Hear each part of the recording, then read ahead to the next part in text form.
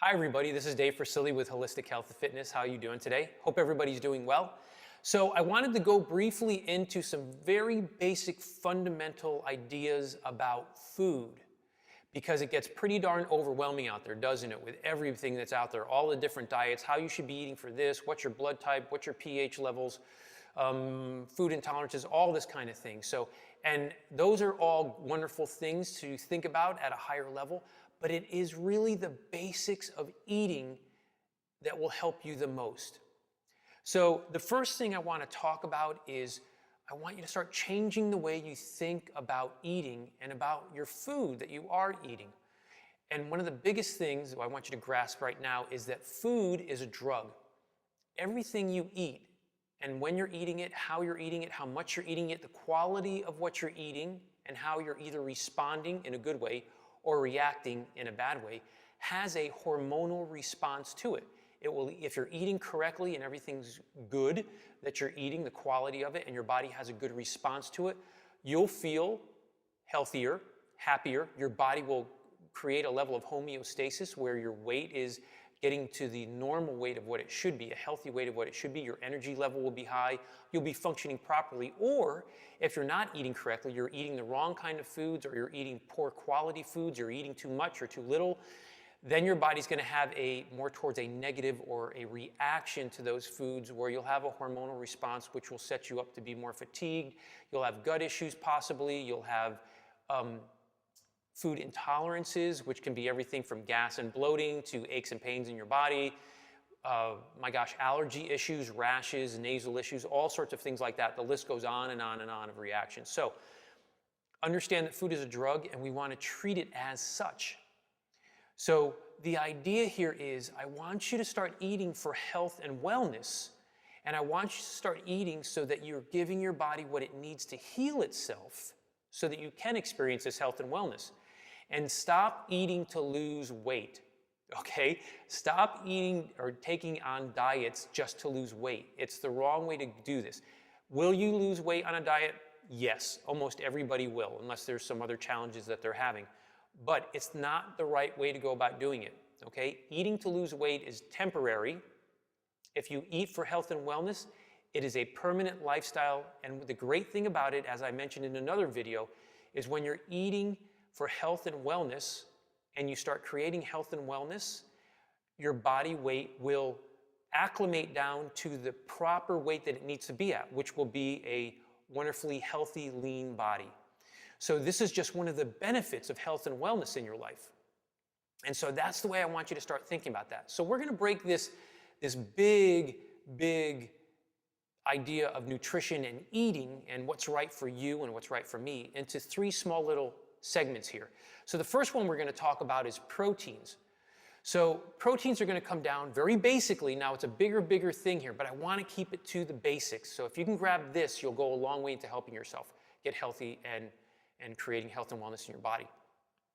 So proteins, we're going to break down into three little categories here. Animal proteins, and you can see everything behind me. So animal proteins we're breaking down into what you think of as things like all the birds, so chicken and turkey and all the wild game. You know, there's pheasant and there's quail and all these kind of things. So that, and then all your other animal proteins where you think of beef and lamb and pork, etc. Okay?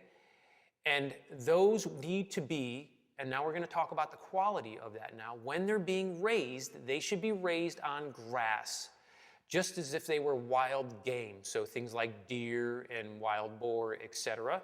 Okay? They're only eating grass when they're out there. Grass and maybe some shrubs and that kind of thing, right?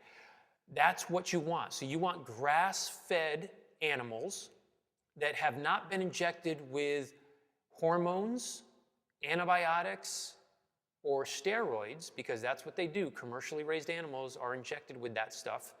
And also commercially raised animals are fed this commercial feed, which is a conglomeration of a whole bunch of different things. It's not just grains that they give them. They're allowed to have certain amounts of filler, what they'll call filler, which is everything from sawdust to blood and urine and all sorts of other things in there that these cows are taking in, and that gets passed on to you as the person who's then consuming or eating these animal meats when you're buying them. So the best way to do that when you're in the stores buying your meats is to look on the label, and it should say 100% grass-fed, free range, no antibiotics, steroids, or hormones added. So if you find a label like that, that's what you want to migrate toward. That's the kind of meat qualities and bird qualities, fowl qualities that you want to be consuming. Those are high quality raised animals. Okay, and you stay away from everything else. So then the other one is fish and shellfish right under that, and that's really basic. We want wild caught fish and shellfish. So anything that says wild caught on it is what you want. You want to, again, stay away from anything that's commercially raised. So you've heard of fish farms before where they take the fish and they raise them in these big, massive fish pens, these netted pens, and they feed them commercial grains. They feed them corn and all sorts of other things. And yes, they end up with getting antibiotics and that kind of thing because this is not naturally how they raise in the wild. They have the entire oceans and streams to swim and live in. So that's what we want, is those naturally wild-caught fish and shellfish. Then we move into the legume family, things like brown beans and black beans, pinto beans, garbanzo beans, which are also chickpeas, that whole list, and peas, that whole family also. Very high in protein. Now, yes, they are carbohydrates and they even have some fats in it, but we're looking at them right now as a protein source. And you want them to be, just like any other vegetable that you'll take in, to be a source that is non-GMO. GMO, if you don't know what GMOs are now, you're kind of out of the loop, but it's a genetically modified organism. So they have tweaked them at a genetic level. We want to stay away from GMO products.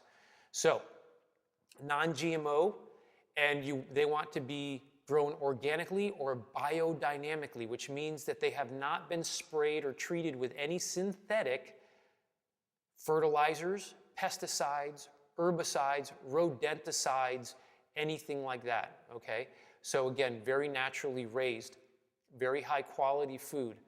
And then another source of proteins is your dairy. So dairy we want to think of strictly as milk and milk products, okay? So eggs, even though they say are dairy, eggs are from chickens. That's a protein source that goes up in the top with animal proteins.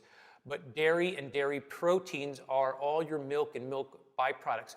We want that milk to be coming from, again, cows, sheep, goats that have been raised grass-fed and free range. Again, no antibiotics, steroids, or hormones added to those animals. And then the milk that they produce, we want to get that in a raw form, which means it has not been pasteurized or homogenized yet. And I know there's a big controversy. The FDA wouldn't like me saying this, but there's a big controversy, and we understand why. We won't go into it now, but the reason raw milk products, so we're talking about milk, cheese, all the different types of cheeses, so cottage cheese, cream cheese, etc., and then yogurts, etc., kefir or kefir, however you want to pronounce it, all from raw milk sources, have the natural enzymes, the living enzymes in them already that help break down the lactose, which is the milk sugar. As soon as you pasteurize, and now they even ultra-pasteurize, that kills those enzymes, so that with those dead enzymes now, or the enzymes being dead, your body doesn't have a way to break down those milk sugars, and that's why, in a sense, a lot of people have challenges being lactose intolerant. So it's a longer story, but again, we want those sources coming from those raw milk sources. So that's just a brief general description on the protein sources. It's a bigger story, but really, if you can just grasp that and understand that the quality of where you're getting those sources from, and again, it's all right here written on these lists, those are natural sources. If you can stick to that, you are going a long way into increasing your health and wellness and giving your body, in this case, the protein sources that it needs to heal itself. So there's two more videos that are going to come out back to back. One is going to cover carbohydrates and the other is going to cover lipids, which are fats, that you can then put together as a source of these qualities and the sources of where they should be coming from for your food sources. So until then, this is Dave Fresilli with Holistic Health and Fitness, and I want you to all go out and have a vibrant life. Until I see you next, take care.